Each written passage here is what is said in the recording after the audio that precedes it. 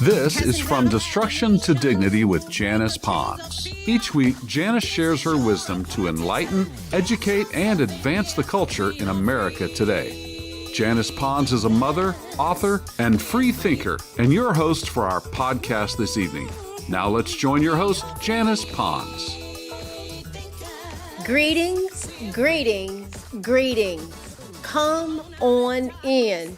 Welcome, welcome, welcome. My name is Janice Pons. I am the host on this podcast, From Destruction to Dignity, Clinical Perspective, Spiritual Truths. Now, we're going to continue this amazing journey that we're on, and tonight we're going to get in a little bit deep. So get your boots on, pull them up high on your knees, because we're going to discover some things together that it's going to be like, oh, yeah, we're going to go there. All right, so hang in there with me because I'm going to really frame some things tonight. But I want to respectfully remind you, we are praying for our great nation. Our focus is on getting people to the Washington Federal Mall on October the 12th. 1 million voices are rising. I want to invite you to join me on the Janice Pons Prayer Tour, which is going to start October the 8th. There's going to be a few days before us culminating on that Washington Federal Mall because we're focusing on our children. Hashtag don't mess with our kids. You can register on how you can get prayer hubs, how you can be a part of this movement of prayer in our nation. And we're going to gather on the Washington Federal Mall. I'm going up there a few days early doing the Janice Pons Prayer Tour. If you want to register for that, the deadline for the initial registration of that is May the 1st. So you can go on JanicePons.com and you will see how to navigate that. I have a limited amount of space. It's already filling up. There are going to be a lot of activities in Washington that weekend, and accommodations are being taken up, but we already got our things locked down. We're going to Gettysburg, where the Underground Railroad was, Harriet Tubman, the battle at Gettysburg. It's just so much. This is my third prayer tour. I am so excited. I ask you to join me. Some of you have already said, Miss Janice, I'm coming. And so we're going to have an amazing time, and our culminating activity will be on the Washington Federal Mall on October the 12th. 1 million voices rising. So if you want some assistance on how to get connected with the whole movement, you can go to info@JanicePons.com and I can direct you towards how you can do that. Also, while you're over there at info@JanicePons.com, if you want to have our podcast From Destruction to Dignity, Clinical Perspective, Spiritual Truths, live on your Facebook group, drop me a line at info@JanicePons.com so we can regularly schedule a live telecast to your group, because the word is spreading that lady, Janice Pons, is talking about some things that are provoking thought, bringing awareness, and pointing us towards intervention together as a nation, speaking of which, we tonight are going to talk about the demand for change. I'll see you at the Washington Federal Mall. Put that on your calendar. Get there. Come go with me on the tour. It's going to be amazing. So go on to JanicePons.com so you can register. All right? There you go. Now, tonight, we're talking about change in our nation. Tonight, we're going to talk about the demand for change and ending the scheme. What in the world is a scheme? We're going to dissect that tonight. In our clinical perspective, we're going to talk about how to decide considerations to make regarding if someone is good for you or not. You know, actually, there's a parallel to what's going on in our nation with this, although this has to do with our clinical perspective. Perspective does have to do with relationships, but we have a relationship with our nation as well. Yes, we do. We're going to dissect that. But tonight, the demand for change, ending the scheme. What are you talking about, Janice? Come go with me. My fellow Americans, we've been on this amazing journey together. As we are utilizing basic logic and deductive reasoning, we've looked at the real numbers for weeks now related to how the now 265,900,000 working Americans, remember, it's grown by 25,900,000 in the 6 months that we've been dissecting the intricacies of our nation. That says a lot to me. I know I'm on track. I know I am following the voice of God in addressing all of this. Listen, we've looked at the real numbers. Now it's 265,900,000 working Americans are undergirding and supporting the 5 pillars of our great nation through the systemic payroll deductions that come out of every dollar that we earn. We are now considering this honest question. Are all Americans taxed on every dollar that they earn? We have clearly established that the systemic deductions coming out of our paychecks are the monies that support Social Security, our military, our education system, health care through Medicare, and the interest on our national debt. We spent an entire month dissecting all 5 of those pillars. Go back and listen to them. We have also established that there are approximately 180 tax breaks that exist in America, and all Americans simply don't get those tax breaks. Additionally, we've established that the interest on our national debt is being paid on by the working Americans who are living paycheck to paycheck, can barely make ends meet, and struggle to put food on their tables for their families. That's who's paying on the interest of the national debt. These working Americans are paying on that debt through bonds that have been purchased, and they are eventually being cashed in on, and they're people that are earning that interest. Look, and we pay it to them. The struggling Americans are paying that interest to those who are taking advantage of the debt. That's to the tune of $25 trillion with interest that we, the people, pay on. So, will the payment on the debt that the 265 million working Americans that are making ever be paid off? Is that a good question? I have it. That's my question. Is there a plan to bring a balance to this financial nightmare that keeps going on and on and on? Is it an endless deep hole that has no end? Is it a scheme? What are you talking about, Janice? Let's just stick with definitions. What is a scheme? A scheme can be defined as a large-scale, systematic plan or arrangement for attaining a particular object or putting a particular idea into effect, a clever marketing scheme. A scheme is a plan of action that is usually secret or kept hidden. Yes, kept a secret. So something described as scheming has a quality of secretive planning. For example, you might offer to keep your mom company on a long drive to drop off a relative at the airport because on the way home you plan to stop and shop at a particular shopping mall that's right off the highway. You had a scheme, you had a plan. In essence, you were scheming. Yeah, you conceal your true intentions because you believe it will help you get what you want.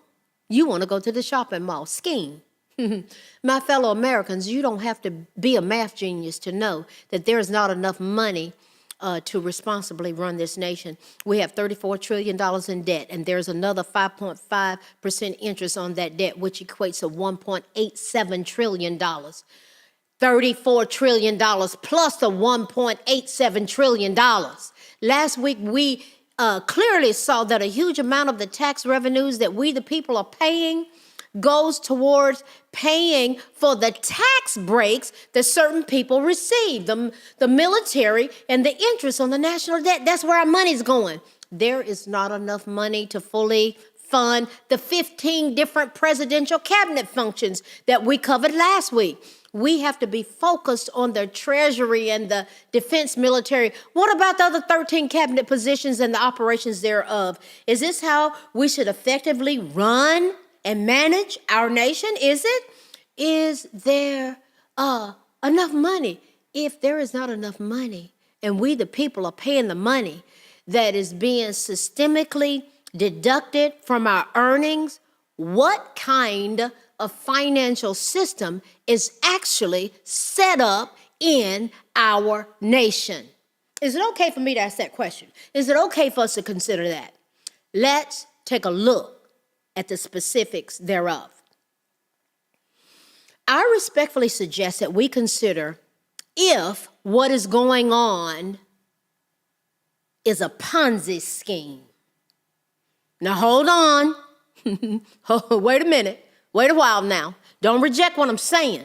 Let's just look at definitions and specific evidences. Let's just maturely and simply look at the definition of a Ponzi scheme and compare it to what is actually occurring in America. A Ponzi scheme, what is it? It is an investment swindle in which some early investors are paid off with money put up by later ones in order to encourage more and bigger risk. An investment swindle in which early investors are paid with sums obtained from later ones in order to create the illusion of profitability. A Ponzi scheme is a fraudulent investment operation that pays quick returns to initial contributors using money from subsequent contributors rather than profit. Here's a legal definition that I ran into. A Ponzi scheme is an investment swindle in which early investors are paid with sums obtained from later ones in order to create this overall pervasive illusion of profitability. It's an illusion. We, the people, are providing the money over and over and over again for our entire lives that profits who? Who is profiting from the money that is being deducted, automatically taken out of our paychecks? My fellow Americans, we can just keep doing the same old thing or come up with a viable solution to truly make our nation great. Are we great if 265 million Americans are suffering and struggling and barely making ends meet, living paycheck to paycheck, trying to figure out how they're going to get money to buy a new vehicle, try to figure out how they're going to pay on student loans, trying to figure out how they can keep from filing bankruptcy simply because they can't make ends meet? I'm part of that 265,900,000 because I don't make $100,000 a year. I got to figure some things out. We can improve things now. We can get out of denial, stop lying, which will help us set up our posterity, our children, our grandchildren for success. So many Americans are just worn out. They are tired. As the old folks say, they woe out. They're hopeless.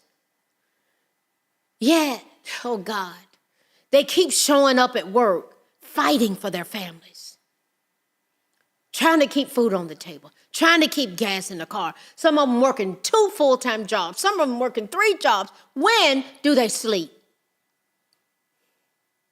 In 2024, we're setting the stage for major reformation. I say it again. Major reformation in 2024. We're setting the stage. We, the people, are making a demand, and it's simple. It's basic common sense. It's just like all depositors who go to banks in America, they get the same rates on their bank accounts. We are demanding that this equitable practice be across the board in terms of payment on taxes. We got to have money to run the nation. 265,900,000 Americans are paying 10 to 37% in taxes. Others are paying 8.2%. Stop right there and think about that. We've got to do an intervention. We're talking about that 8-year moratorium where we want to make it flow together as one. Everybody paying the same rate of 8.55%, a uniform tax rate on taxes starting in 2025. Do it for 8 years. 8 to make America great. 8 for 8 to make America great. This will get rid of our national debt. It's a security threat. We're spending more money on debt than we do on our military. Yes, we don't even have hypersonic missiles. I'll say it again. Russia, Iran, and China do. That is a threat to our security in this nation. Oh, God, help us. I'm just laying out facts. You can't make this stuff up. We have looked at the numbers. We looked at it last week. Remember, from 2016 to 2023, our nation collected $30.2 trillion, an 8-year moratorium of having a tax holiday where we all pay the same thing regarding taxes to support the infrastructure of our nation is equitable, is strategic, and it's doable.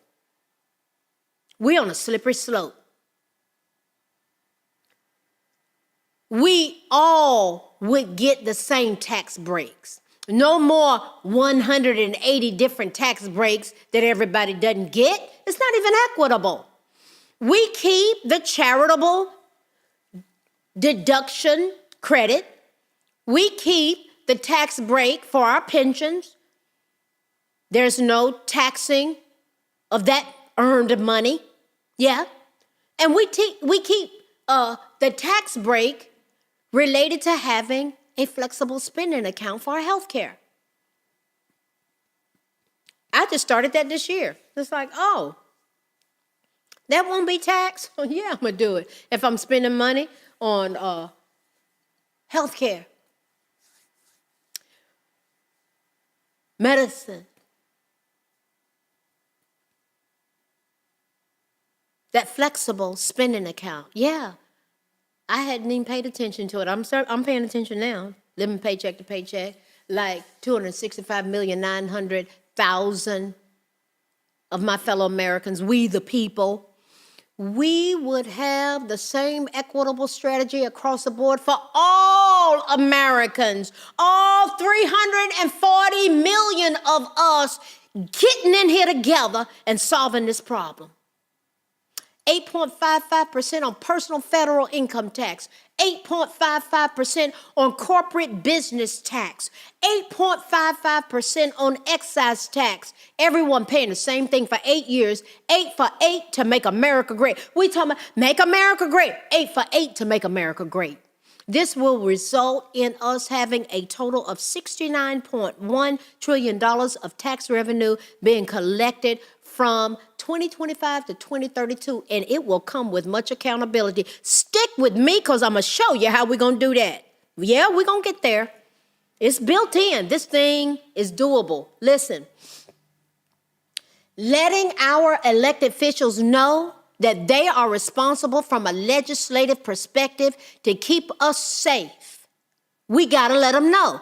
If we don't focus on our safety and support the we don't, yeah, all of us, all 340 million of us, and they don't focus on our safety and support the legislation to get us out of debt, we will employ campaigns to send them back home. We're going to send the message to them loud and clear. We are ending this scheme. It's all set up like a Ponzi scheme and sending folk back to their communities. Can they make $174,000 a year in their community? That's what we, the people, are paying for their salaries. They're working for us, guys. Yes, they're working for us. And we're letting them know here in 2024, this year, that we expect legislation to get rid of the national debt to be in place in 2025. Enough is enough. If they don't get on board and seriously, I'm telling you, I'm working with some folk. Yeah, I'm in conversation. We're in strategic planning. We ain't messing around. We're not messing around. Yes. Look, listen.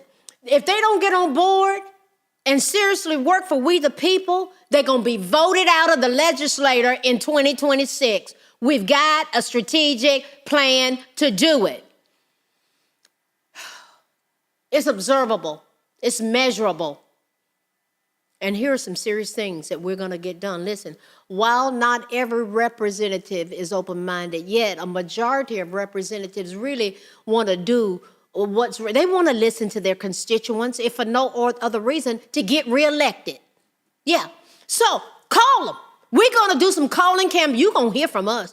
We are organizing, strategizing, calling our representatives. We're going to have calling campaigns, calling our elected officials, You may feel like a stranger on the phone, and it may sound difficult. It may sound nerve-wracking, but it's really easy and simple. When you have something that you care about in your community, and especially if you heard something that's an opportunity for your elected representative to take action on, whether it's through a vote, a statement, co-sponsoring a bill, make a call.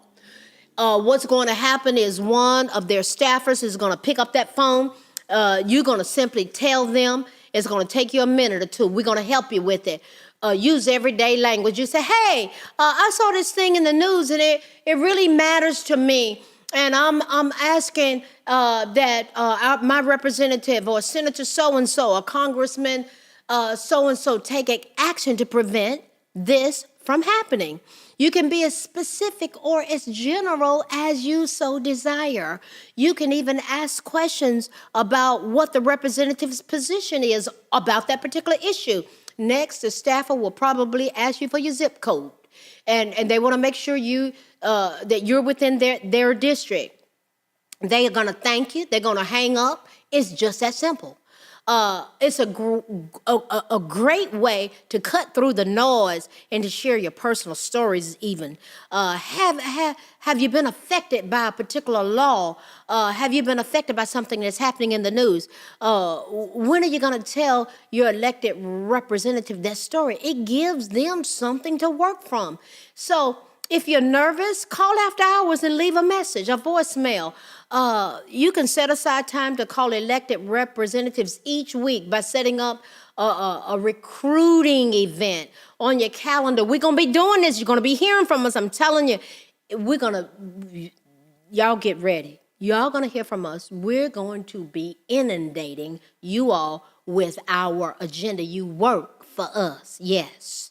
Send emails, send letters, send postcards to your representatives. They work for us. Write it yourself. Don't use a form letter. If you use a form letter, edit to be significant to what's on your heart. Be brief, be to the point, be transparent. Tell your representatives what you're really feeling.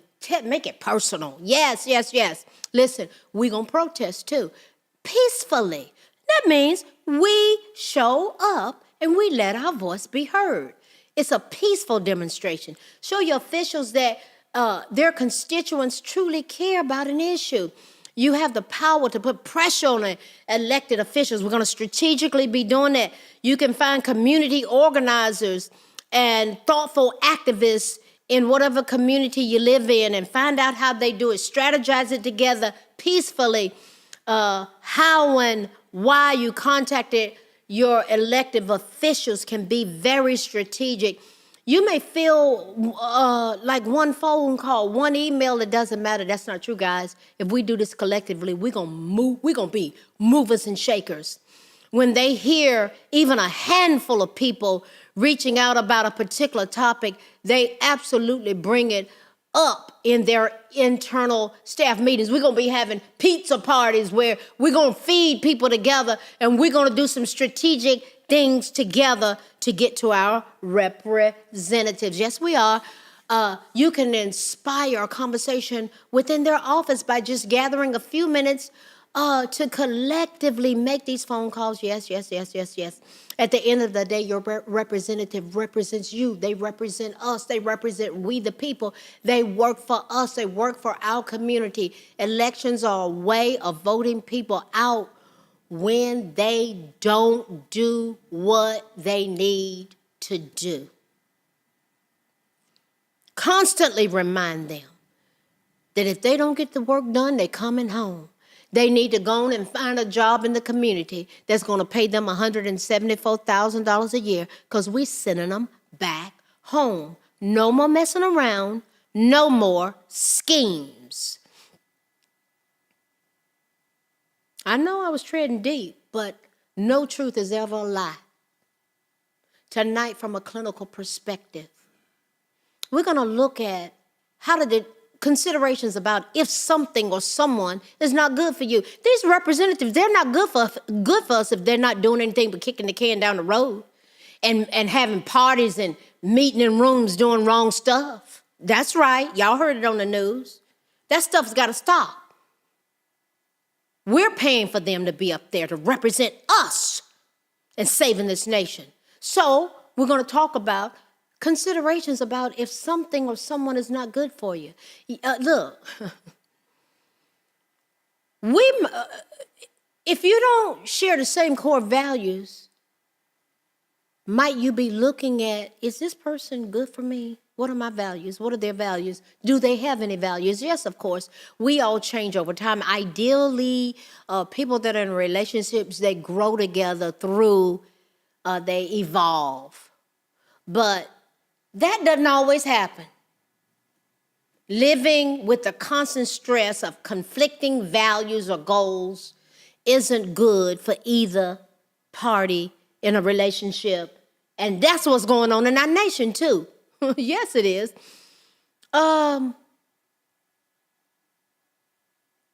Is it going to work? Or do we have to send them home?